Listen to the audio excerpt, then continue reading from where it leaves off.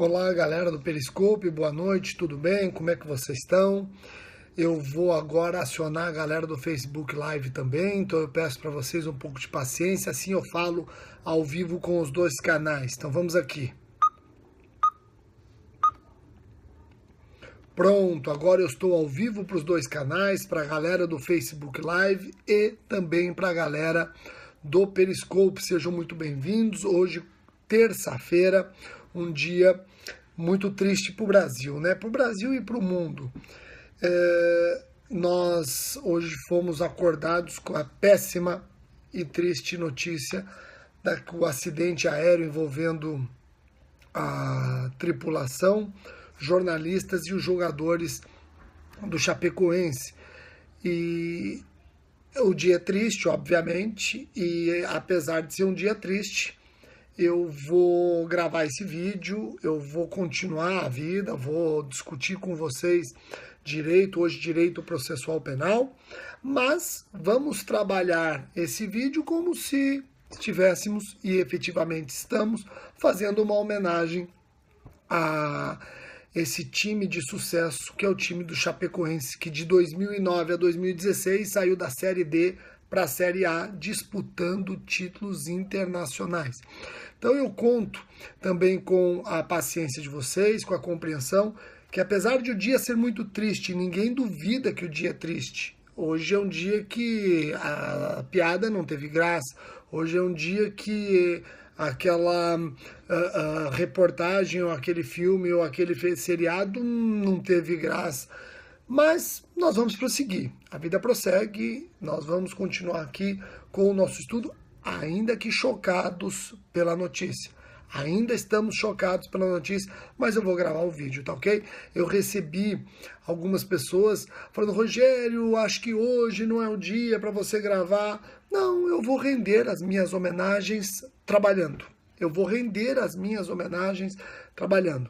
Porque eu penso o seguinte, eu prefiro render as minhas homenagens e também hipotecar a minha solidariedade trabalhando do que fazendo nada. Então fica aqui a justificativa por que eu insisti em fazer o vídeo hoje, tá ok? Conto então com a colaboração de todos, diminuam as mensagens para não travar o vídeo.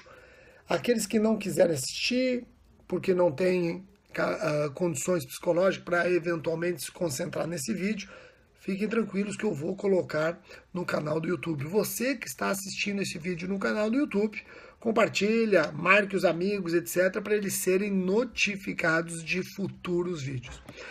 Como eu já alertei, eu peço para que vocês diminuam. Um abraço para o meu querido amigo Igor Pinheiro, sempre presente. Eu já vi a galera do Saber Mais Direito também presente. Como eu já anunciei nas redes sociais, o que eu vou fazer a partir de hoje? Vamos entender, ó, diminua um pouquinho, por favor. Diminua um pouquinho, já perceberam que eu tô no quarto da Sofia, né? Perceberam um ursinho ali, não é isso? É isso, hoje eu tô no quarto da Sofia. O Bruno hoje está fazendo a lição, então hoje eu não consigo usar o quarto do Bruno, vou usar o quarto da Sofia. Isso, legal, a galera do Periscope já diminuiu bastante as mensagens, isso é bom. Olha, eu já anunciei nas redes sociais o seguinte, nós vamos incrementar nosso grupo de estudos. De que forma? Eu vou gravar alternadamente vídeos de direito penal e vídeos de direito processual penal. O direito penal, nós vamos dar sequência aos comentários do CP artigo por artigo. Eu estou no artigo 184. Já os do CPP, os vídeos não serão artigo por artigo, mas temas específicos. Temas específicos. Depois que eu terminar os vários artigos do Código Penal, aí eu inverto. Aí eu analiso CPP artigo por artigo e temas específicos independentes do Código Penal. Entenderam como vai ser o grupo de estudos a partir de hoje? Eu repito. O Código Penal nós vamos dar sequência à análise dos vários artigos, comentários artigo por artigo. Eu estou no artigo 184. Já o CPP não. O CPP eu vou estudar com vocês temas isolados, temas independentes. Quando eu terminar a análise do CP artigo por artigo, aí eu inverto. Eu analiso o CPP artigo por artigo e o CP temas específicos. Tá ok? Compreenderam como vai ser o grupo de estudos? Joia? Entenderam? Hoje o vídeo vai ser a respeito do processo penal, um tema específico do processo penal e que despenca em concurso. Qual é o tema, Rogério? Confissão no processo penal. Nós vamos falar do capítulo 4 do título das provas, mais precisamente os artigos 197 e seguintes. Então, do título das provas, eu vou trabalhar com vocês o capítulo 4, que trabalha exatamente a confissão nos artigos 197 e seguintes. 197 seguintes. Tá ok?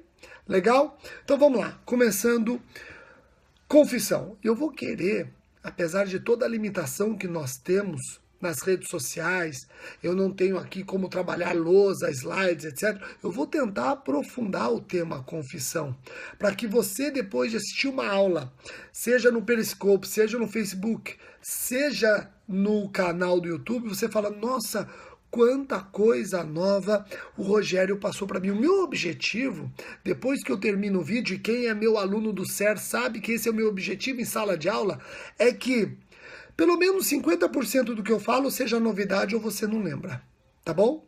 Tá? Em sala de aula, então meus alunos do SERS, em sala de aula nós sabemos que lá podemos aprofundar horrores. Agora eu vou ter a oportunidade de aprofundar direito penal e processo penal, que é uma matéria que eu gosto muito. E eu quero alertar que em março teremos livro de processo penal. Vou lançar o meu livro de processo penal. Vou lançar o meu código de processo penal comentado artigo por artigo. Tá ok? Inclusive com alguns diferenciais. Então vamos lá. Deixa eu tentar falar de confissão de uma maneira diferenciada com vocês aqui. Vamos diminuindo então as mensagens. Um abraço para todos que estão participando. Vamos lá. O artigo 197 do Código de Processo Penal trabalha a confissão e diz o seguinte. 197, eu tenho ele aberto aqui, ó. O valor da confissão se aferirá pelos critérios adotados para os outros elementos de prova e para sua apreciação, o juiz deverá confrontá-la com as demais provas do processo, verificando se entre ela e estas existe compatibilidade ou concordância. Percebe-se do artigo 197 que a confissão é um elemento de prova. É um elemento de prova. Vamos aqui tentar trabalhar com vocês um conceito de confissão. Vamos tentar aqui apresentar um conceito de confissão. Eu trago aqui o seguinte conceito para vocês, que eu já pus no meu Código de Processo Penal comentado que sai em março. Olha só, eu pus...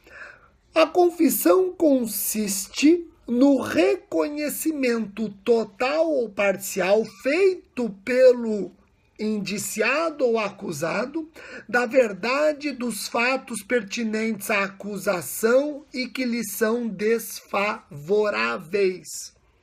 Pessoal, eu vou repetir o conceito, depois eu vou abreviar com uma frase-chave. Quer ver? Ó? Eu vou repetir o conceito. No que consiste a confissão? Consiste a confissão no reconhecimento total ou parcial feito pelo indiciado ou pelo acusado da verdade dos fatos pertinentes à acusação e que lhe são desfavoráveis. Agora, eu sempre gosto de resumir conceitos complexos num resumão aqui, ó. Eu gosto de resumir numa frase que te ajuda a memorizar. Olha que interessante. Frederico Marx diz que a confissão nada mais é do que o testemunho do acusado de que praticou a infração penal que lhe é imputada. Eu vou repetir, ó. É o testemunho do acusado no sentido de admitir a prática da infração penal que lhe é imputada. Frederico Marx resumiu bem. Compreenderam? Rogério, qual é o valor da confissão? Bom, Se você for nos mais antigos, a confissão era rotulada como a rainha das provas. O objetivo da confissão é tranquilizar o espírito do julgador. A confissão aparece como rainha das provas, podendo sozinha fundamentar uma condenação. Rogério, e hoje? Hoje, pela leitura simples do artigo 197 do CPP, você percebe que não existe mais rainha das provas. A confissão não pode ser mais encarada como a prova absoluta. Não vigora mais a máxima de que a confissão livre e espontânea é suficiente para o édito condenatório. Não. Hoje a confissão tem que se coadunar com o bojo do que foi colhido nos autos. Tá ok? Joia? Agora vamos ver. Olha só, então o atual valor da confissão. Eu vou até ler para vocês um detalhe que eu trouxe da doutrina. Ó. Aponta a doutrina que hoje a confissão não tem mais valor absoluto. Tá joia? Quais são os requisitos intrínsecos da confissão? Se te perguntar isso em concurso, quais os requisitos intrínsecos da confissão? Você sabe responder requisitos intrínsecos da confissão? Eu anotei aqui para vocês, ó. Primeiro requisito intrínseco para que a confissão seja tida como válida. Primeiro, a verossimilhança. A verossimilhança, isto é, a confissão, ela tem que ser dotada de probabilidade da ocorrência do fato na forma em que foi admitida pelo indiciado ou acusado.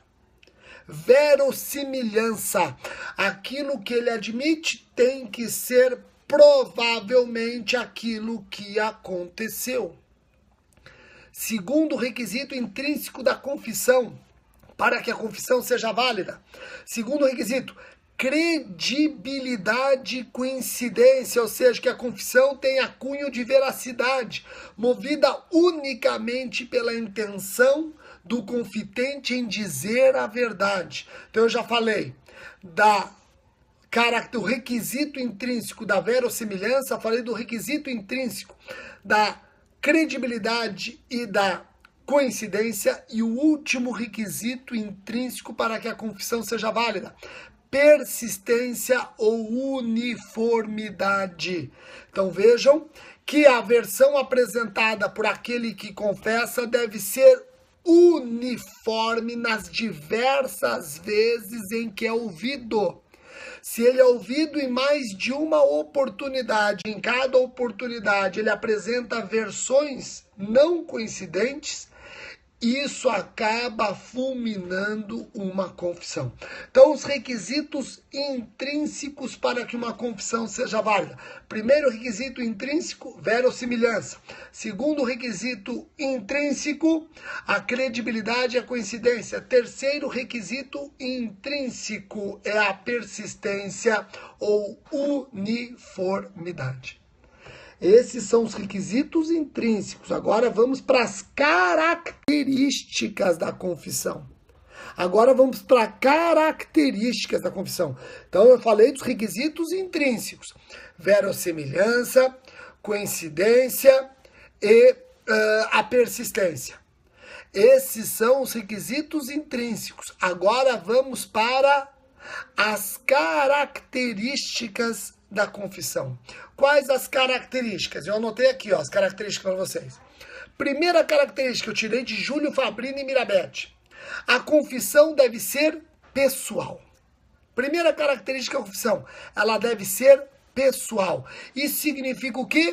Que ninguém pode confessar por outrem. Não existe confissão por meio de mandatários. Então, a primeira característica da confissão, ela deve ser pessoal. Não existe confissão por intermédio de outros. Não existe confissão por meio de mandatários. Além de a confissão ser pessoal, ela tem que ser expressa.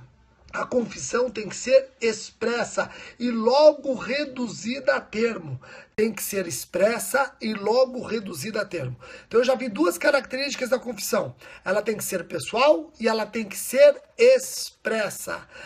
Próxima característica da confissão. Ela deve ser o quê? Ela deve ser livre e espontânea. Ela deve ser livre e espontânea, ou seja, sem coação ou erro. Sem coação ou erro. Quais as características que nós vimos até agora? Tem que ser pessoal, tem que ser expressa, livre e espontânea. E por fim, a doutrina exige que o confitente, que aquele que confessa, esteja em plena saúde mental. Esteja em plena saúde mental. Então, pessoal, olha só que interessante, um abraço, Igor Pinheiro, dizendo que eu vou acabar com o emprego dos professores de processo penal. Que nada, que nada. Aqui nós estamos fomentando as pessoas a gostarem de processo penal, né, Igor? E o Igor é o mestre de eleitoral. O Igor é o mestre aceitando vários projetos juntos em 2017, né, Igor? Estamos juntos.